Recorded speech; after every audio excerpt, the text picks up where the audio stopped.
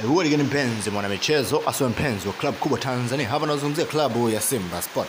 Leo tupo na taarifa kubwa kuhusiana na michuano ya kimataifa, ambapo Simba Sport yupo katika kundi ambalo tunajua kila shabiki wa Simba anajua kwamba ni kundi linalohitaji kupambana, na Simba amezoea kupambana na atakwenda kuvuka kwenye makundi kwa kishindo. Kama unaikubali Simba, basi bonyeza subscribe na usahau kwa comment unatokea Simba maeneo gani, unashabikia Simba kutokea maeneo gani. Sasa tunakwenda kujua ni taarifa zipi za muhimu ambazo zimetolewa na shirikisho la mpira barani Afrika kuhusiana na michuano hii, na hii inawagusa klabu ya Simba moja kwa moja ambao ni wenyeji.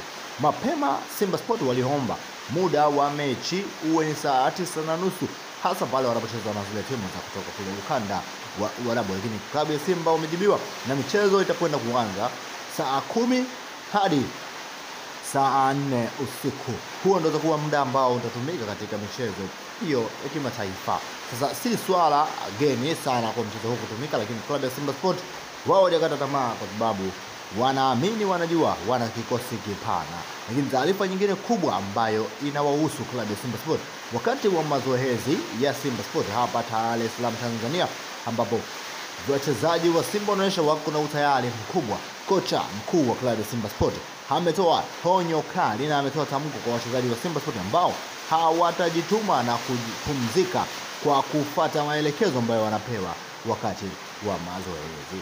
Hayo ameyasema akiwa na asilimia kubwa za kutaka kuijenga Simba kubwa, Simba kali, wakiwemo wachezaji nyota waandamizi ambao majina yao hayajatajwa, na mambo yanakwenda sawa kwa sababu wachezaji wa Simba Sport kwa sasa wako katika hali na wako katika utayari mkubwa wa kushiriki michuano ya CAF Champions League.